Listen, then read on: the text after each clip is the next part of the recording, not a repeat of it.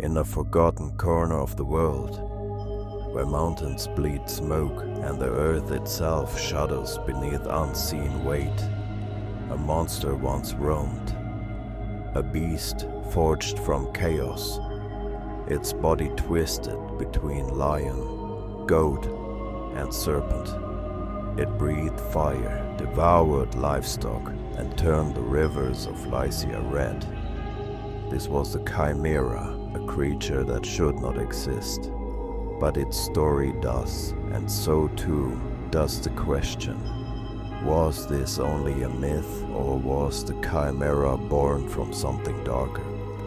The Chimera's bloodline traces back to the deepest roots of Greek mythology, to Typhon and Echidna, the father and mother of monsters. Typhon was no mere giant. He was a storm incarnate, a being so colossal his head scraped the stars and his body seethed with serpents. His roar could shatter mountains. Echidna, half woman, half serpent, ruled the shadows. Together they bore monstrosities. Their spawn were nightmares made flesh. Cerberus, the three-headed hound of Hades. The Hydra, whose heads regrew when severed. The Sphinx, the riddle keeper. And the Chimera, their most blasphemous creation. The Chimera was not one beast, but three in one. A fusion of terror. The lion, the king of beasts, represented power and dominance. The goat, a symbol of stubborn chaos, sprouted unnaturally from its back. And the serpent, coiling at its tail, brought poison and malice. But this was no static monster. The Chimera's most dreaded weapon, fire, flames that poured from its lion jaws, scorching fields, turning villages to ash. The Chimera was said to haunt the rugged hills of Lycia, a land of cracked earth and smoke-veiled peaks where volcanic activity birthed myths of flame-breathing beasts. In a time where natural disasters blurred with a divine punishment, the Chimera embodied nature's fury, unpredictable, unstoppable. To the Lycian people it was no mere legend. It was the enemy of life itself, but the Chimera's chaotic form had deeper symbolism. The ancients believed it represented the collision of opposites.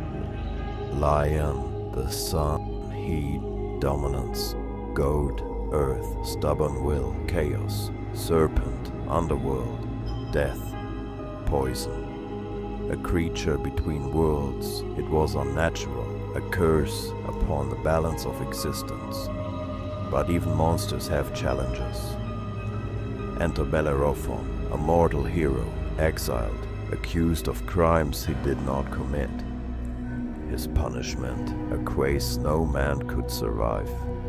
The Lycian king, knowing of the Chimera's terror, sent Bellerophon to slay the beast. But this was no act of heroism. It was an execution wrapped in glory.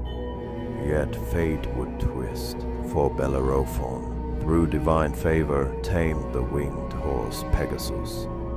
Born of Medusa's blood, Pegasus was a creature of the gods, a steed capable of flight, immune to flame, and with Pegasus, Bellerophon soared.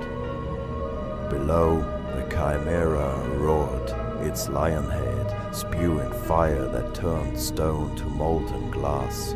The goat's head snapped, its maddened eyes wild. The serpent tail hissed, lashing at the skies. But from above, Bellerophon and Pegasus struck. They danced between flames and smoke. The hero's spear tipped with lead, a cunning trick. As the Chimera reared back, Bellerophon drove the lead-tipped spear deep into its throat. The fire that roared from the beast's mouth melted the lead, sent molten metal into its lungs. The Chimera suffocated, its own fire becoming its undoing.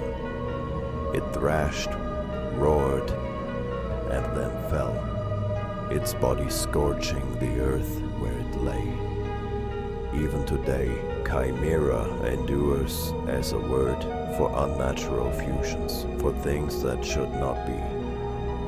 In science, it names genetic experiments. In dreams, it symbolizes unachievable desires.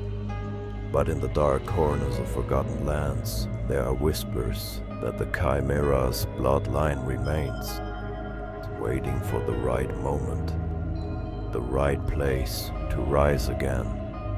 The Chimera was more than a monster.